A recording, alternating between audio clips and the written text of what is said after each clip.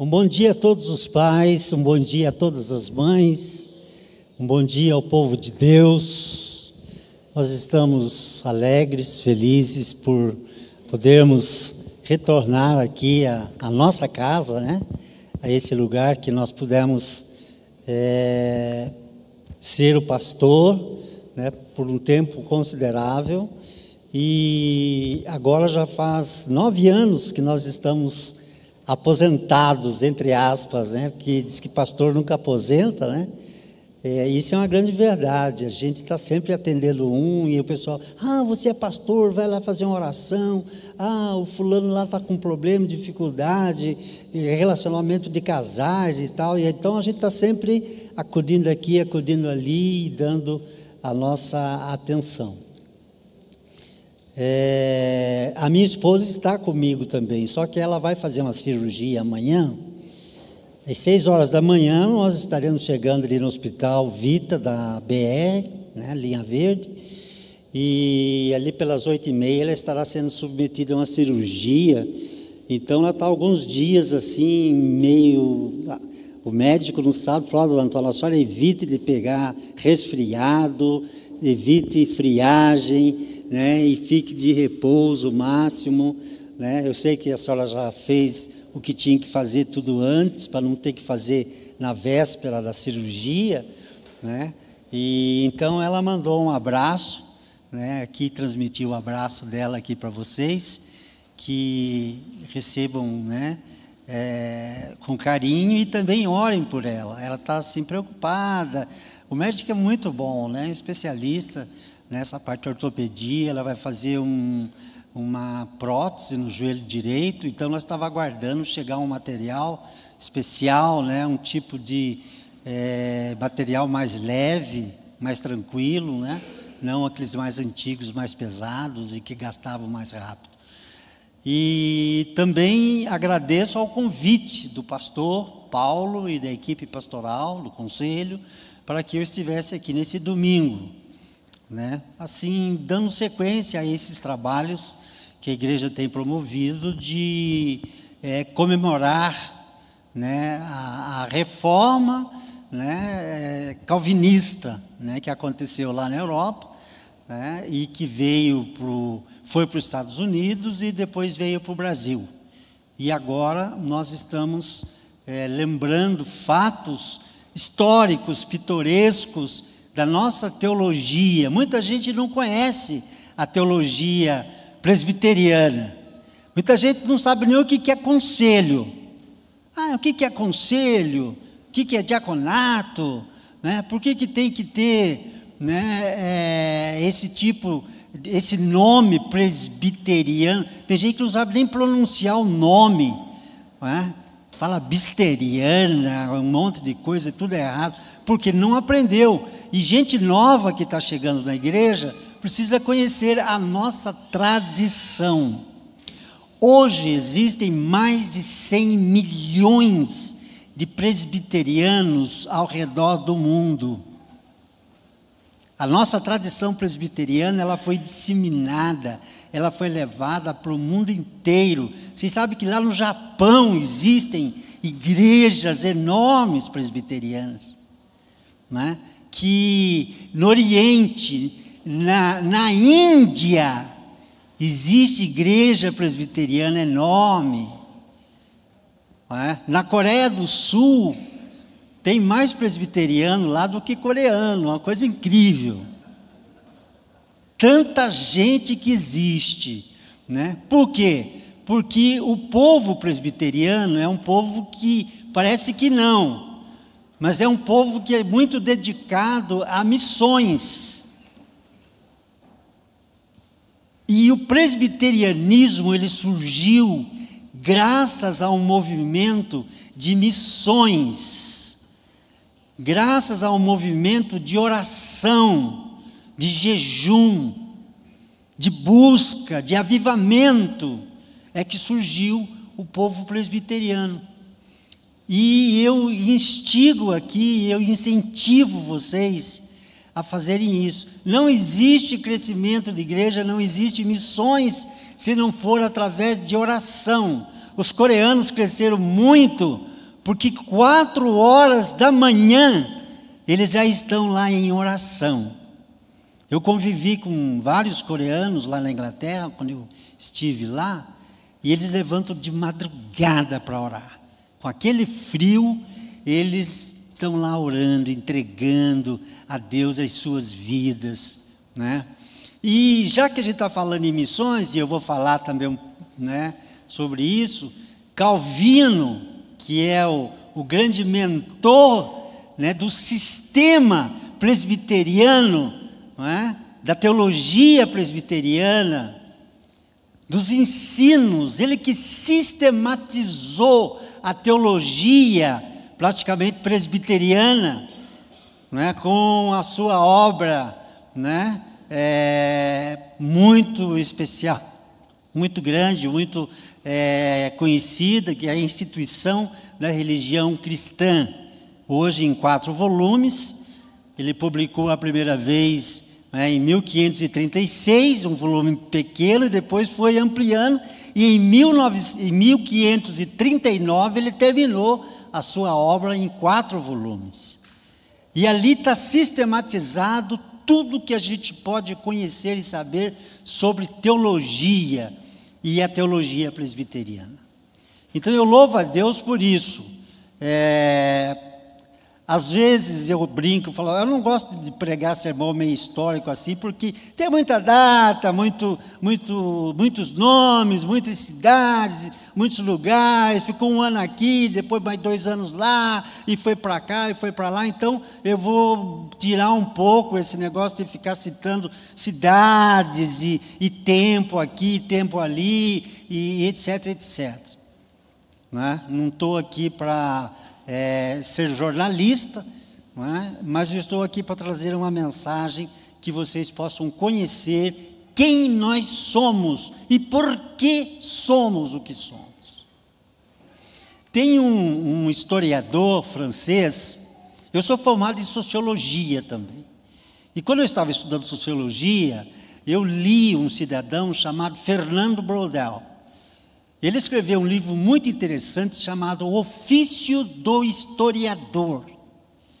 E nesse livro, O Ofício do Historiador, ele fala assim, o historiador tem que tomar muito cuidado para ele não colocar na história o que não é da história e nem tirar da história aquilo que é da história. E ele tem que tomar muito cuidado para ele também não se emocionar muito com a história, mas ele tem que ter paixão por história. Tem fatos da reforma que eu leio e estudo, dá vontade de chorar. Mas eu evito, né, de transmitir essas coisas assim, da emoção, né, mas eu tenho uma paixão pela nossa história presbiteriana, né, do surgimento. 2 textos bíblicos. O primeiro deles em Josué. Vamos abrir as nossas Bíblias em Josué, capítulo 1 até o verso de número 9. Diz assim: sucedeu depois da morte de Moisés, servo do Senhor, que este falou a Josué, filho de Num, servidor de Moisés, dizendo: Moisés, meu servo é morto. Dispõe-te agora, passa o Jordão, tu e todo este povo, a terra que eu te dou aos filhos de Israel. Todo lugar em que pisar a planta de vosso pé, vô-lo tenho dado, como eu prometi a Moisés. Desde o deserto e o Líbano até o grande rio, o rio Eufrates, toda a terra dos heteus até ao mar grande, para o poente do sol será o vosso limite. Ninguém te poderá resistir todos os dias da tua vida. Como fui com Moisés, assim serei contigo. Não te deixarei nem te desampararei. Sê forte e corajoso, porque tu farás este povo herdar a terra que sob juramento prometi dar a seus pais. Tão somente ser forte, muito corajoso, para teres o cuidado de fazer segundo toda a lei que meu servo Moisés te ordenou.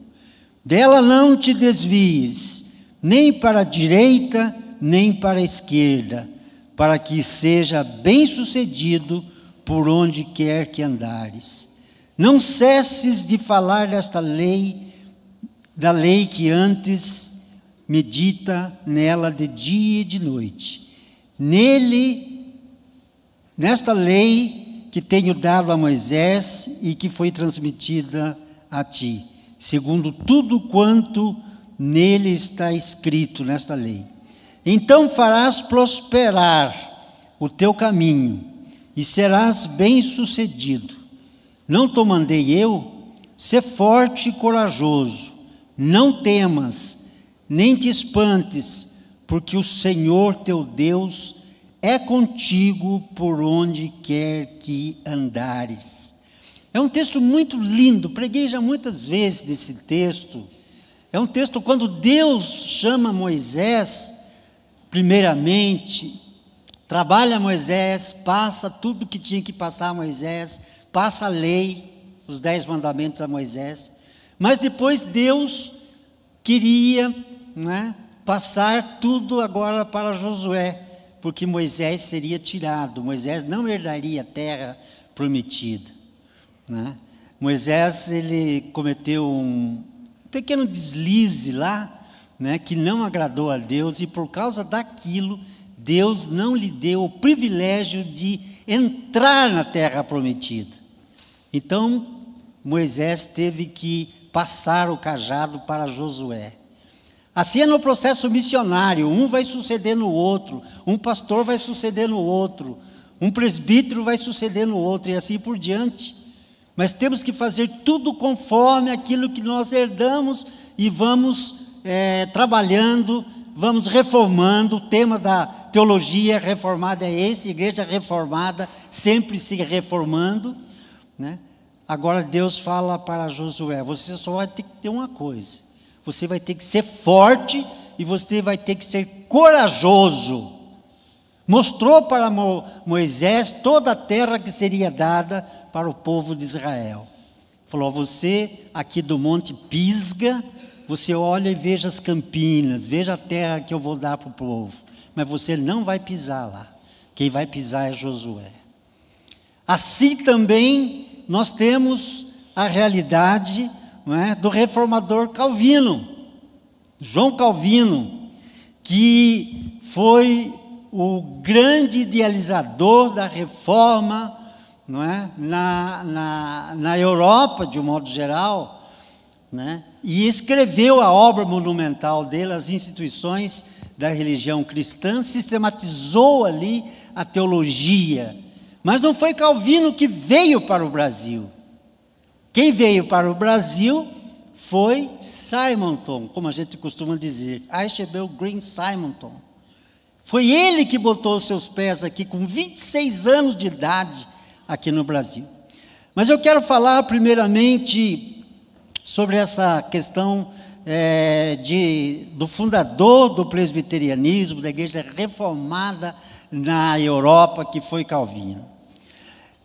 Em 1509, Calvino nasceu na França, em Noyon, e morreu em 1564, no dia 27 de maio, em uma cidade, também lá na Suíça, e foi sepultado lá na Suíça, na cidade onde ele estava trabalhando, Genebra, que foi o seu quartel-general, onde que ele ficou quase a vida inteira morando em Genebra.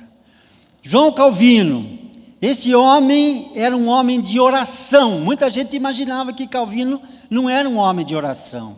Ele era um homem de oração, e ele nasceu em uma família muito católica aí na Lyon. O pai dele era o secretário paroquial da igreja católica na cidade.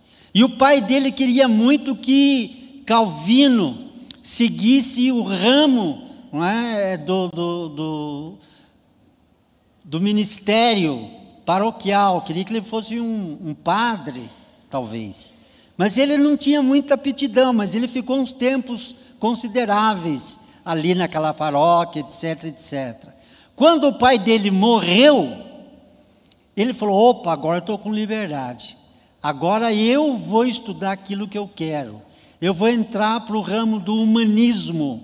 E leu todos os humanistas da época e se matriculou numa faculdade de Direito.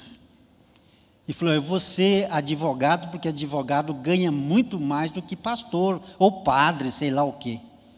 Não sei se hoje acho que ainda é assim, né, pastor? Eu não tenho muito esse conhecimento, mas eu acredito que hoje ainda advogado ganha muito mais do que pastor, muitas vezes mais do que pastor. E daí ele entrou nesse ramo do direito e foi conhecendo, se tornou um humanista. Ele estudou latim, foi um latinista, professor de latim, estudou grego, deu muitas aulas de grego, conhecedor profundo de grego. E esse homem,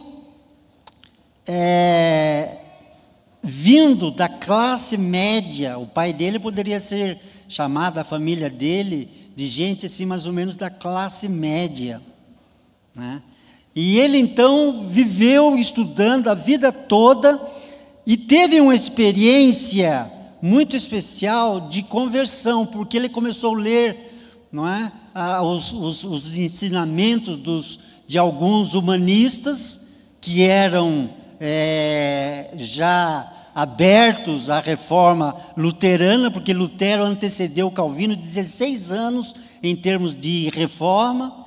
Calvino leu muitos escritos de Lutero, ele já tinha conhecimento, e Calvino então ganhou uma Bíblia de uma pessoa amiga dele, de um parente dele, Ele fez a revisão dessa Bíblia, era uma Bíblia em latim. Ele fez a revisão dessa Bíblia, traduziu essa Bíblia para o francês, e ali com aquela leitura da Bíblia ele foi tendo conhecimento, ele foi sabendo e aprendendo que existe um outro caminho especial, e ele teve então a sua conversão. A conversão de Calvino não foi alguma coisa assim acidental, vapt-vupt. Pelos comentaristas, pelos livros que eu li, ele demorou mais ou menos uns 4 anos para que ele pudesse ter essa experiência mesmo de conversão genuína, quando ele se entregou de corpo e alma para o Senhor Jesus. E ele era um assíduo leitor da Bíblia. Ele levantava de madrugada para ler a Bíblia. E ele falava: sabe por que eu oro muito e leio muito a Bíblia? Porque o diabo chicoteia mais de 1000 vezes por dia o crente. Você sabia disso? É muita coisa, né, gente? O diabo chicotear uma pessoa mais de 1000 vezes por dia. E ele falava que é por isso que nós temos que estar preparados. É por isso que Jesus resistiu Satanás com a Bíblia, conhecia a Bíblia. E Calvino então colocou a Bíblia como o livro de norma, de fé e prática, em primeiro lugar na nossa vida. É a Bíblia, não tem outro livro. Não tem outra coisa. Até uma vez alguém apelidou Calvino lá de o teólogo de um livro só, porque ele lia não só a Bíblia, ele lia muitos outros livros, tinha uma biblioteca vasta, mas as pessoas imaginavam que ele só lia a Bíblia, mas ele lia outras coisas também. Ele lia outros livros também, porque ele teve muita influência dos humanistas, que eram grandes escritores, que eram pessoas dotadas de grande conhecimento da literatura, humanística. E Calvino deixou de ser um humanista no sentido secular e passou a ser um humanista no sentido teológico. Ele colocou a teologia dentro do humanismo. É por isso que as igrejas reformadas, as igrejas que têm a sua teologia calcada em cima dos ensinamentos de Calvino, elas prosperam, os membros da igreja prosperam, eles crescem, eles conseguem viver, não é? Uma vida muito tranquila, uma vida boa, não é? Porque eles têm essa dimensão de assistir o necessitado, de assistir as pessoas mais humildes, não é? De buscar conhecimentos mais avançados, de conseguir talvez empregos melhores, de conseguir habitações, cidades, enfim, coisas muito mais especiais. E por causa disso, um sociólogo, um cidadão, não é? Escreveu um livro chamado A Ética Protestante e o Espírito do Capitalismo, tentando colocar na teologia calvinista esse espírito do capitalismo. Isso não é verdade. O que Calvino ensinou no seu humanismo é a gente ter o coração aberto para fazer aquilo que Jesus fazia com relação aos pobres, de multiplicar o pão, de levar o alimento, de se alguém pedir a capa, dar também a túnica. E isso era muito importante, e Calvino ensinava isso. E o diaconato nas paróquias, nos lugares por onde Calvino passou, ele incentivava muito o diaconato, assistência nas igrejas para com as pessoas humildes e pobres. Então o humanismo de Calvino era esse humanismo. E ele exerceu o papel de pastor. E lá em Genebra, quando ele chegou na cidade, da perseguição que ele estava tendo lá na França, ele foi para Genebra. E ele chegando em Genebra, ele já foi escolhido, ele já foi como que eleito um grande líder, e colocaram ele como uma espécie de um prefeito de Genebra. Ele tinha a responsabilidade de organizar os comitês, de organizar um processo político, porque Calvino, ele não fez aquela coisa de separar, de tirar do homem essa questão de ele também se preocupar com o social, com o político, com a nossa vida da nossa nação. Ele ensinava que Romanos capítulo 13, onde que fala sobre aquela cadeia de autoridades, onde que Deus distribui as autoridades, e Calvino ensinava que nós devemos seguir essa cadeia e entregar nas mãos de Deus para que Deus conduza, para que Deus dirija, para que Deus faça através de nós. Ele orava pelas autoridades, e ele então nessa condição de uma espécie de prefeito, né, ele era chamado de magistrado lá. Por isso que o calvinismo usa essa toga preta, porque Calvino aprendeu a usar essa toga preta. Eu até quase que vim com a minha hoje, mas eu falei, não vou assustar o pessoal, vou pensar que é um padre, né? Mas Calvino, ele tinha as reuniões dele, não é, com o magistrado lá em Genebra, com aquela toga preta. E ele ensinava, e ele então fazia com que as leis pudessem ser cumpridas, que as leis pudessem ser também dirigidas conforme a palavra de Deus. E daí vem aquela pecha, aquela coisa assim que Calvino corroborou para que uma pessoa pudesse ser morta lá em Genebra, o tal de Miguel de Servetos. E todo mundo contra Calvino, as pessoas que não gostavam de Calvino, diziam, mas esse cara mandou matar um cara. Ele não mandou matar. Esse cara já tinha sido condenado, esse cara estava todo mundo na caça dele, e Calvino, como era, né, a pessoa que decidia as coisas, falou, tá bom, já está condenado, vai ser morto mesmo, mas vocês não façam outra coisa que não só decapitar, né, os Servetos. E os algozes foram e tocaram fogo no cara. Eles não obedeceram o que Calvino disse.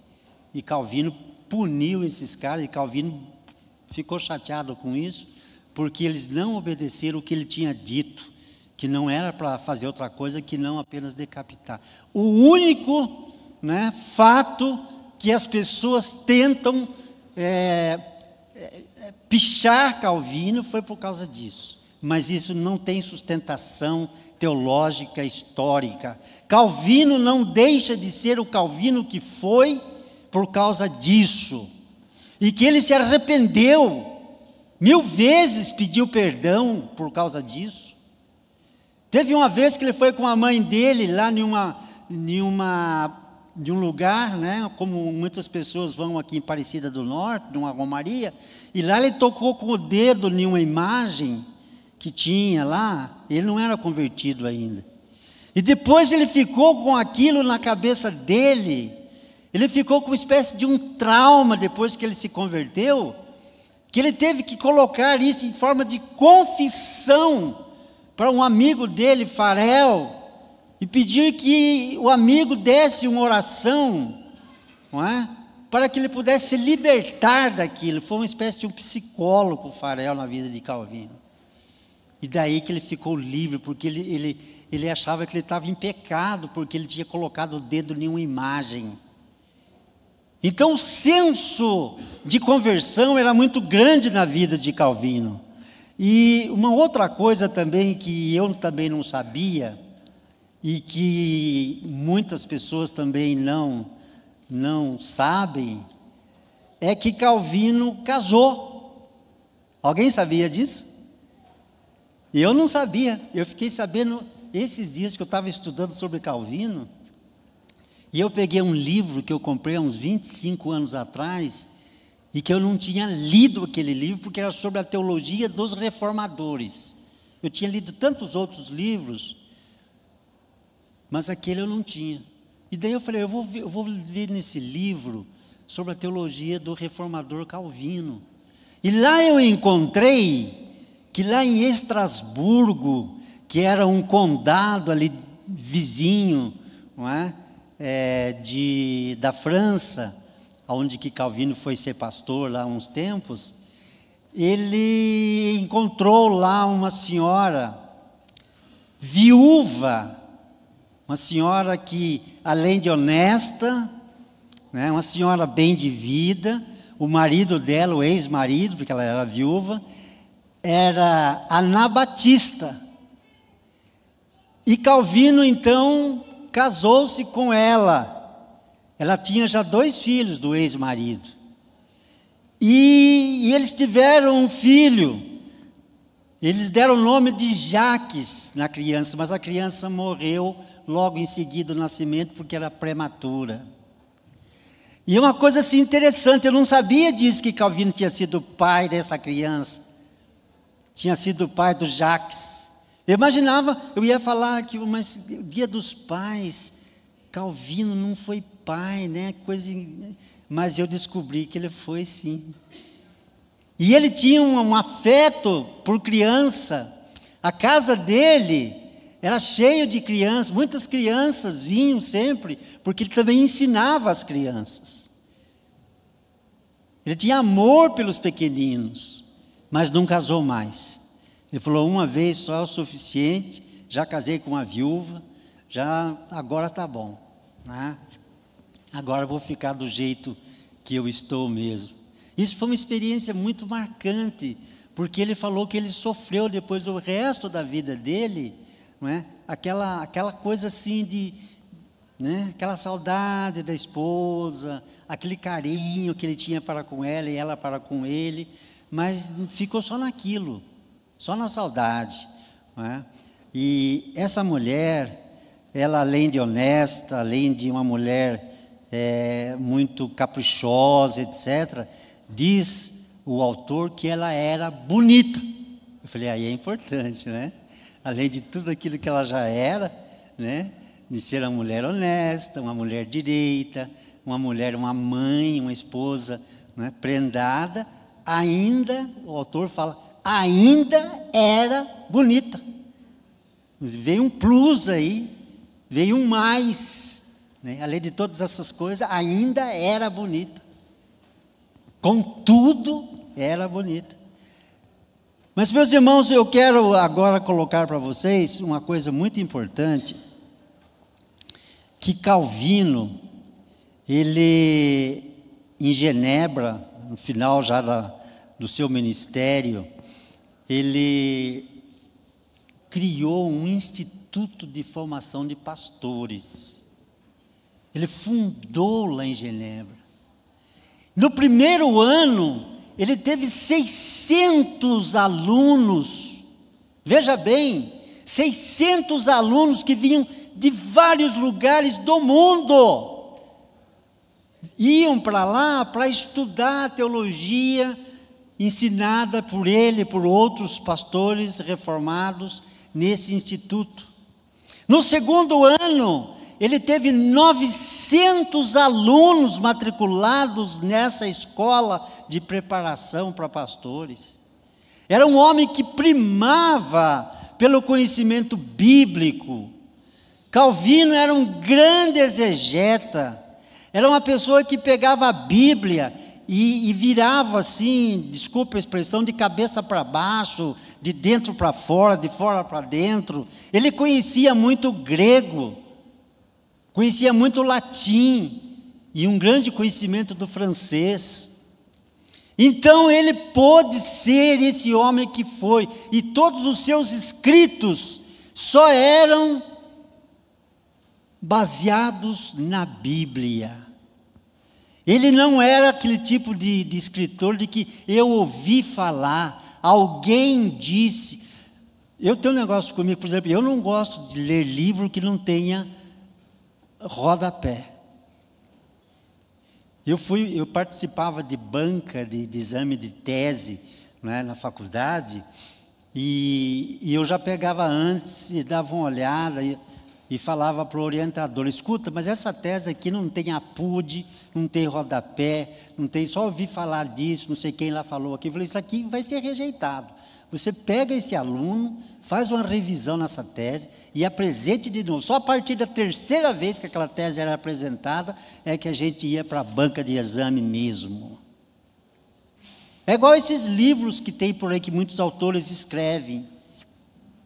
Não tem base nenhuma. Eu ouvi falar, não sei quem disse, o profeta tal falou, a vidente não sei quem disse, que ia cair avião, que gente importante ia morrer. Calvino, ele só fazia e escrevia o que tinha base nas Sagradas Escrituras.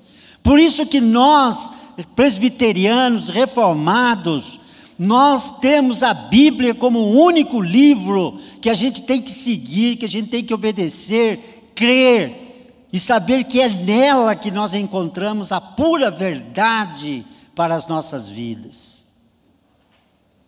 Não em tradições.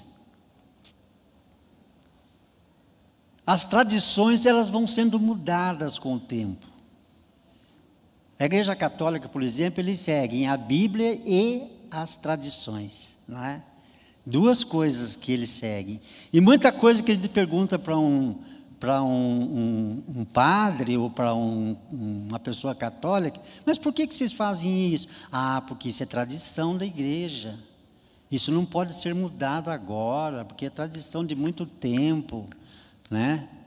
Por que o padre não pode casar? É porque é uma decisão que foi tomada em concílio, né? E aquilo passou a ser tradição, né? Na vida da igreja, né? E um sacramento, um celibato, e que eles ficam lutando, querendo mudar, mas não conseguem, é tradição. Nós seguimos o que está na palavra de Deus. E não ficamos dando ouvido a muitas coisas que são de tradições.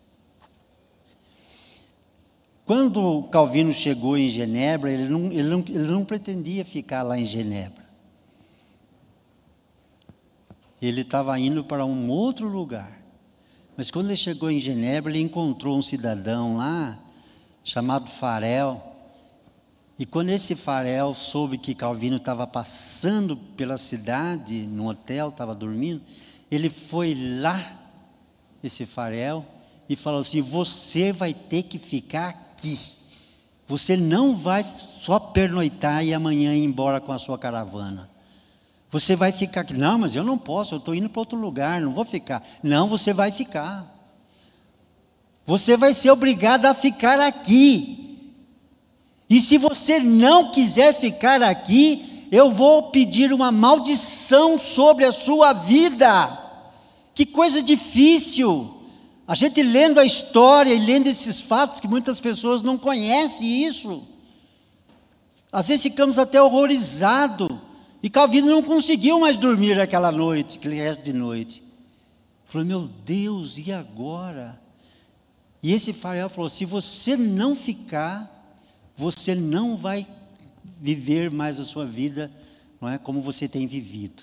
Vai pesar a mão de Deus sobre você, vai vir uma maldição sobre a sua vida, e você não vai ser mais o que você é hoje.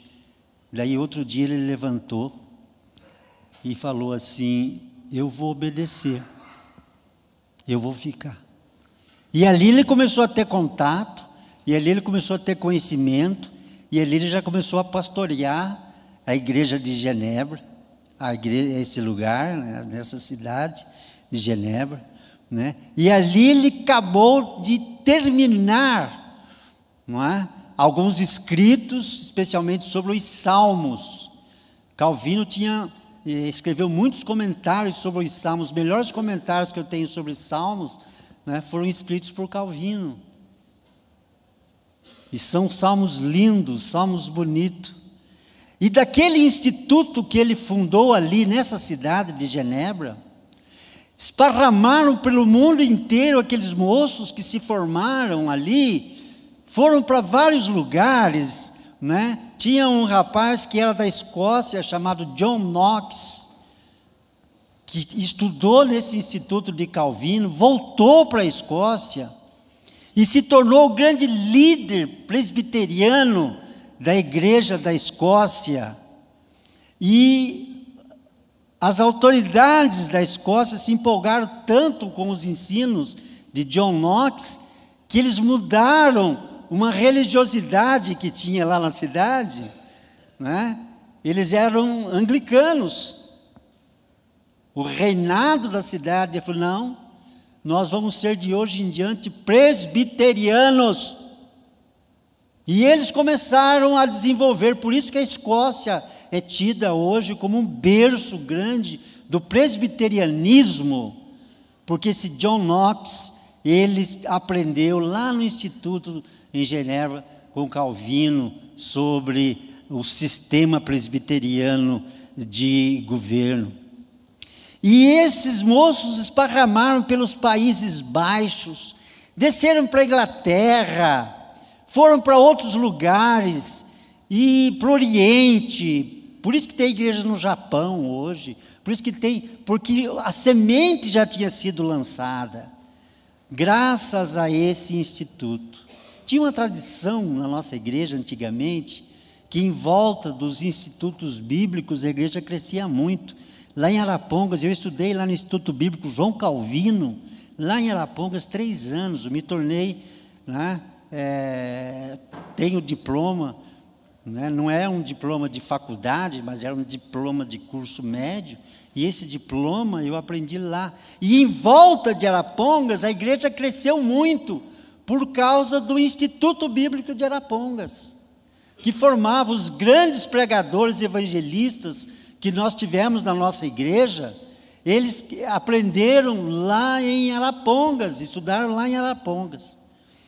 E esses moços, não é, que foram ensinados, tiveram o seu papel também da Inglaterra, de ir para os Estados Unidos. E os puritanos, os peregrinos da Inglaterra, que já eram presbiterianos, né, de formação presbiteriana, foram para a Inglaterra, para a Nova Inglaterra, como eles diziam, foram para os Estados Unidos, para formar a Nova Inglaterra. E lá eles começaram a implantar e começaram a pregar o presbiterianismo lá nos Estados Unidos. Os do sul e os do norte. O pessoal do sul eram mais escravocratas, né? Eles tinham mais, eram pessoas rurais, trabalhavam mais na roça, plantação do algodão, e tinham muitos escravos. E o pessoal do norte era o pessoal assim mais de classe média, era o pessoal mais voltado para a indústria, né? Um pessoal assim de uma certa cultura, não é? E o pessoal do sul eram bastante pessoas, né, escravas de cor, né? Os que vieram da África, que foram para lá. E o que aconteceu? Houve também um processo de guerra civil naquele momento ali, a guerra da secção, né? Era uma guerra civil que morreram milhares de pessoas, não é? Pessoas do exército do norte contra o exército do sul. E paralelamente a isso também começou a surgir a guerra do Paraguai aqui no Brasil. Isso afetou muito a questão das missões na época. Foi exatamente neste momento que a Igreja do Norte, que já tinha enviado um seminarista para Princeton, que era Simonton, que foi fruto da teologia calvinista que ele aprendeu na faculdade de Princeton. E ele então, novinho, com 25 anos, 26 anos, falou: eu quero ser missionário. E ele não tinha nem feito a profissão de fé ainda, daí fizeram a profissão de fé, e já a igreja mandou ele para o Brasil, solteiro, com 26 anos. Por quê? Ele queria vir para o Brasil. E tem um autor, Caio Prado Júnior, que escreve um livro, já mais dos nossos tempos, que a cultura do Brasil, o clima do Brasil, a terra do Brasil, era muito semelhante com aquilo que Simon tinha aprendido lá na região que ele estava do norte, né, do pessoal do norte dos Estados Unidos. E é por isso que ele preferiu vir para o Brasil também. Mas ele não sabia das lutas, porque o país dele em guerra civil, não é? Vindo para o Brasil aqui também com dificuldades. Já tinham estado por aqui algumas pessoas evangélicas, mas não missionárias. Tinham vindo para atender, já tinham vindo pessoas para atender os alemães, que já tinham chegado pelo Brasil, para atender os italianos, que já tinham chegado para o Brasil. Eram pastores que não tinham compromisso de evangelizar. Eram pastores que tinham compromisso de atender aqui, ali e acolá o povo de lá que já tinha vindo para o Brasil. Mas Simonton, ele veio, né, chegou no Brasil no dia 12 de agosto de 1859. E ele chegou aqui com esse espírito de evangelizar, levar as pessoas a conhecer Jesus, pregar o evangelho para as pessoas aqui no Brasil. Esse era o espírito dele. Esse moço aguerrido, crente, esse moço que também era um moço de oração, de leitura bíblica. E ele chegou no Rio de Janeiro e já começou a trabalhar, a visitar, aprendeu português rapidamente, fez grandes coisas. Logo ele voltou para os Estados Unidos para casar e trazer a sua esposa. Ele casou, a esposa dele chamava Ellen. E ela vindo para o Brasil, ao lado dele, esposa dele, tiveram uma filhinha, certo? E 3 meses depois que ele tinha feito 1 ano de casado, a mulher dele morre. E daí ele fica com aquela criança pequenininha. Ele teve que voltar para os Estados Unidos, levar aquela criança para uma pessoa da família criar. Uma cunhada dele criou a criança, a filha. E ele sepultou a mulher dele aqui no Brasil de febre amarela. E ele ficou lutando, viúvo, pregando o evangelho, pregando a igreja presbiteriana, ensinando. Fundou a igreja presbiteriana do Rio de Janeiro. fundou a imprensa evangélica aqui no Brasil, que hoje é o estandarte, fundou escolas, criou uma estrutura ensinando que ao lado de cada paróquia, ao lado de cada igreja, tinha que ter uma escola para ensinar as crianças a lerem, para aprender a ler a Bíblia. Ordenou presbíteros, tinha igreja dele que ele criava, com 8, 10, 12 membros. Ele já elegia presbítero e ensinava aqueles presbíteros para governar, para administrar a igreja. Por isso que nós somos presbiterianos, porque o nosso sistema de governo, ele é assim. Tem o pastor, que é o pastor docente, aquele que ministra, que ensina, que prega, e preside aquele conselho dos homens e das mulheres que são regentes, que ajudam a administrar, que ajudam a zelar, a cuidar da igreja. E meus irmãos, eu quero já partir para o encerramento, que esse moço, né, fez muita coisa pelo Brasil, e teve a conversão de um padre, José Manuel da Conceição, do interior de São Paulo, que se tornou pastor. E o Simonton participou da ordenação desse padre para pastor. E esse padre, ele era conhecido porque ele andava com a batina, ele não abandonou a batina da igreja, foi uma estratégia isso. Por onde ele chegava, nos cafezais aqui no interior de São Paulo, chegava de batina, o povo dizia: o padre chegou. E ele perguntava: escuta, a gente pode fazer uma reunião aqui com vocês? Pode reunir debaixo de uma árvore. E esse padre pregava o evangelho, esse padre pregava Jesus como Senhor e Salvador, que já não era mais padre, era pastor. E ele ficou conhecido como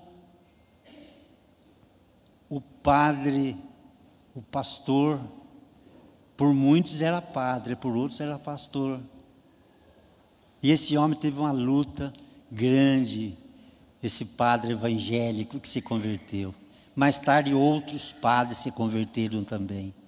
E o presbiterianismo foi crescendo, né? Outros missionários vieram lá dos Estados Unidos para o Brasil. Mas as dificuldades também começaram a crescer. Aí surgiu a nossa igreja, a IPIB, das dificuldades. Por quê? Porque tinham missionários e tinham membros, não é, que queriam que lá os Estados Unidos mandassem na Igreja Nacional. E a Igreja Nacional, os convertidos aqui no Brasil, já tinham pessoas de uma cultura muito grande, pastores que já estavam aqui com um grande conhecimento teológico. Eduardo Carlos Pereira era o líder. Eduardo Carlos Pereira era um gramático, tinha escrito uma gramática chamada Gramática Normativa da Língua Portuguesa. E esse Eduardo Carlos Pereira começou a ensinar ao povo, né, que nós tínhamos que fazer o evangelismo individual, pessoa a pessoa. Eu sou um missionário, por isso que tem a célula, né? Eu vou discipular alguém, eu vou ser o missionário dessa pessoa. E o ensinamento de lá, que vinha dos Estados Unidos, dizia: não, nós temos que entrar na sociedade, na high society, na sociedade alta, né? E vamos ganhar o povo lá de cima primeiro, porque o povão de baixo vem atrás, lê do engano. Eduardo Carlos Pereira e os pastores brasileiros diziam: não, nós temos que ganhar o povo daqui de baixo. Por isso que nós temos que ir para os cafezais, ir para as casas, ir para os lugares humildes. Vamos também, por onde quer que nós chegarmos, para falar com o governador, com o prefeito, com líderes, com autoridade, com médicos, engenheiros, mas vamos pensar no povo. E por isso que surgiu nessa época um lema chamado O Brasil para Cristo, porque eles queriam alcançar o Brasil para Cristo. né, a partir do povo. Escola, fundaram o Mackenzie em São Paulo na época, a Escola Americana, né, o Instituto Teológico de Campinas, também depois o José Manuel La Conceição, em Jandira, não é? O Estandarte, que foi a continuação da imprensa evangélica que Simon fundou. Quanta coisa esse homem fez. E sabe quantos anos ele viveu no Brasil, Simonton? 7 anos. Vocês imaginem um missionário que veio com 26 anos para o Brasil, viveu aqui no Brasil 7 anos, e em 7 anos ele fez muita coisa pelo Brasil, e deixou a sua história. Hoje ele está sepultado lá em São Paulo, no cemitério da Consolação, o cemitério protestante. Nós não somos de cultuar personalidades. Ninguém faz romaria para a sepultura de Calvino, ninguém faz romaria para a sepultura de Simonton. Eles, por certo, oraram por muita gente muitas pessoas foram curadas, muitas coisas grandiosas foram feitas, mas eles não se tornaram santos dentro da nossa tradição. Calvino, para mim, continua sendo Calvino, o reformador, o teólogo. Simon continua sendo um missionário, a pessoa especial que trouxe o evangelho do presbiterianismo para cá, para o Brasil. Eduardo Carlos Pereira continua sendo o líder da igreja que nós pertencemos, que no dia 31 de julho de 1903 é que foi fundada a nossa igreja em São Paulo. Quando existia uma moção em um sino do Rio Unido, para que muitos crentes abandonassem a maçonaria, porque entrou a maçonaria nessa história também. Muitas pessoas eram maçons, muitos lá dos Estados Unidos, pastores, leigos, líderes eram maçons. E aqui no Brasil, né, o povo começou a entender, os líderes, pastores começaram a entender que existe uma incompatibilidade entre o evangelho e a maçonaria.